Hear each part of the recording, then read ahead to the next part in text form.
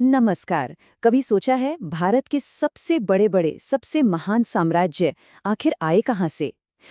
आज हम बात करने वाले हैं मगध की। एक ऐसी जगह, एक ऐसी अविश्वसनीय कहानी जिसने सचमुच भारत के इतिहास का रुख ही मोड़ दिया। सवाल तो बड़ा है ना कि आखिर कैसे प्राचीन भारत का एक छोटा सा राज्य 1000 साल से भी ज्यादा समय तक उसके सबसे बड़े साम्राज्यों का सेंटर बना रहा। देखिए, इसका जवाब सिर्फ राजाओं और उनकी लड़ाइयों में नहीं है। नहीं, ये कहानी है जमीन की। ये कहानी है बड़े बड़े सपनों की और उन आइडियाज की जिन्होंने पूरे सब कॉन्टिनेंट का फ्यूचर तय कर दिया। तो चलिए इसी गुत्थी को सुलझाते हैं। तो चलिए सबसे पहले टाइम में थोड़ा पीछे चलते हैं। बात है 6ठी शताब्दी ईसा पूर्व की।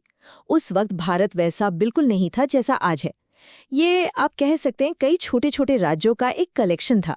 इन राज्यों को कहते थे महाजनपद, मतलब कुल 16 बड़े और शक्तिशाली राज्य या गणराज्य थे। और मगध मगध भी इन्हीं 16 में से बस एक था।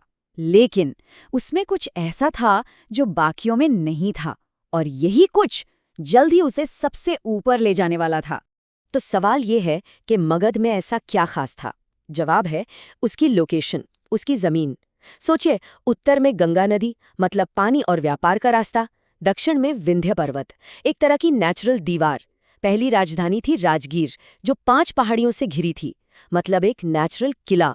जमीन इतनी उपजाऊ कि खाने की कोई कमी नहीं, और जमीन के नीचे लोहे के भंडार। और लोहा मतलब क्या? बेहतरीन हथियार और औजार। बाद में तो राजधानी पाटलिपुत्र शिफ्ट हो गई, जो गंगा और सोन नदियों के संगम पर थी, माने ट्रेड का सुपर हब। मतलब एक साम्राज्य बनने के लिए जो कुछ भी चाहिए था वो सब मगध के पास था।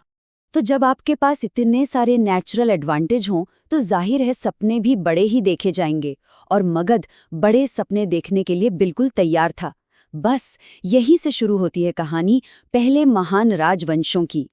और मगध में पावर का गेम बहुत तेजी से चला। देखिए, 544 ईसा पूर्व में हर्यक वंश ने विस्तार की शुरुआत की।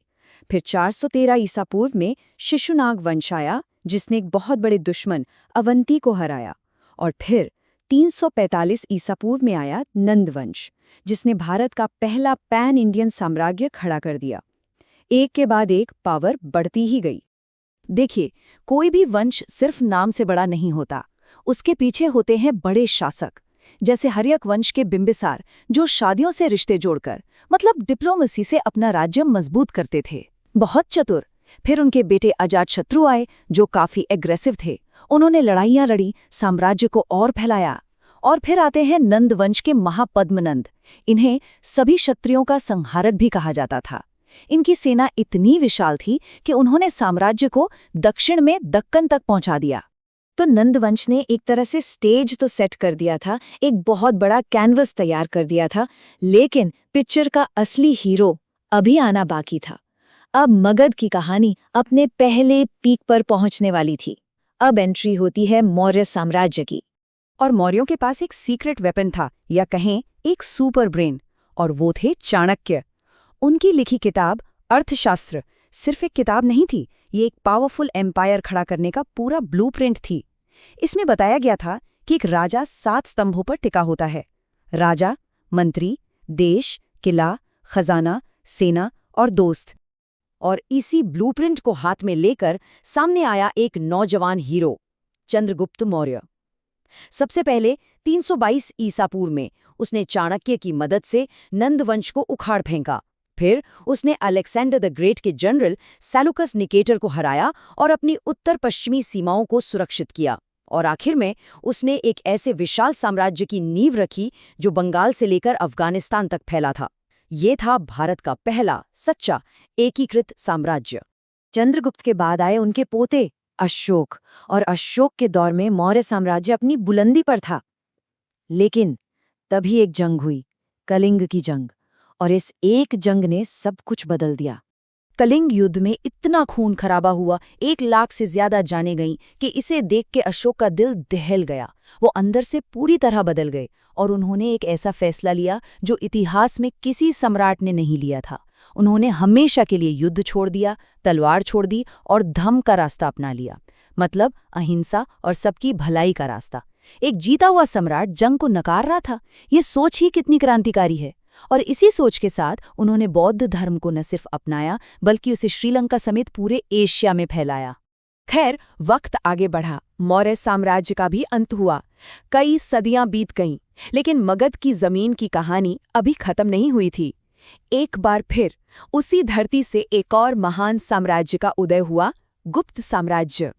और गुप्तकाल को यूं ही भारत का स्वर्ण युग या दूसरा मगध साम्राज्य नहीं कहते। ये वो दौर था जब भारत में विज्ञान, कला, साहित्य, गणित हर चीज अपने चरम पर थी। एक तरह से क्रिएटिविटी का विस्फोट हो रहा था। इस साम्राज्य के पिलर्स भी बहुत मजबूत थे। शुरुआत श्रीगुप्त ने की, फिर आए पहले महान सम्राट चंद्रगुप्त प्रथम, उसके बाद आए समुद्रगुप्त, एक जबरदस्त मिलिट्री जीनियस जिन्हें भारत का नेपोलियन भी कहा जाता है क्योंकि उन्होंने पूरे उपमहाद्वीप को जीत लिया था। लेकिन साम्राज्य का असली सुनहरा दौर वो आया चंद्रगुप्त द्वितीय यानी विक्रमादित्य के समय, जब कल्चर और आर्ट अपने पीक पर थे। और विक्रमादित्य का दरबार सिर्फ राजा महाराजाओं का नहीं बल्कि उस दौर के सबसे ब्रिलियंट माइंड्स का अड्डा था। यहीं थे उनके नवरत्न यानी 9 रत्न। सोचिए, महाकवि कालिदास, महान एस्ट्रोनॉमर वराह मिहिर, मशहूर फिजिशियन धन्वंतरी, एक से बढ़कर एक धुरंधर। ये अपने आप में इस बात का सबूत है कि वो दौर कल्चर के लिहाज से कितना अमीर था। तो मगध की ये जो 1000 साल से भी लंबी कहानी है, ये हमें सिखाती क्या है, इसकी विरासत क्या है? सबसे दिलचस्प बात तो ये है कि एक ही जमीन यानी मगध ने 2 बिल्कुल अलग तरह के महान साम्राज्य दिए। एक तरफ मौर्य साम्राज्य था जिसकी ताकत थी राजनीतिक और सैन्य एकता, एक विशाल सेंट्रलाइज्ड स्टेट। दूसरी तरफ था गुप्त साम्राज्य जिसकी ताकत थी कल्चर और साइंस। एक ने आर्ट, लिटरेचर और साइंस का गोल्डन एज दिया, एक ने बौद्ध धर्म फैलाया तो दूसरे ने हिंदू धर्म और उसकी परंपराओं को मजबूत किया। एक ने शाही एकता की विरासत छोड़ी तो दूसरे ने सांस्कृतिक उत्कृष्टता की। 1000 से भी ज्यादा साल सोचकर देखिए, इतने लंबे समय तक मगध भारत का पॉलिटिकल सेंटर बना रहा। भारत का दिल यहीं धड़कता था। ये वाकई में एक अविश्वसनीय बात है। और ये कहानी सिर्फ इतिहास की किताबों तक ही सीमित नहीं है। वो जो प्राचीन राजधानी थी पाटलिपुत्र, वो आज का पटना शहर है, बिहार की राजधानी। और तो और आज भी बिहार में एक मगध डिवीजन मौजूद है। मतलब इतिहास हमारे आसपास ही है, बस देखने की नज़र चाहिए। तो आखिर में ये सवाल छोड़ जाते हैं कि मगध की ये कहानी, जिसमें जीत भी है और कल्चर भी, लड़ाइयाँ भी हैं और ज्ञान भी, ये जो बनने और बिखरने का पूरा साइकिल है, ये हमें साम्राज्यों के बारे में क्या सिखाता है, इस पर सोचिएगा ज़रूर। हमारे साथ जुड़ने के लिए शुक्रिया।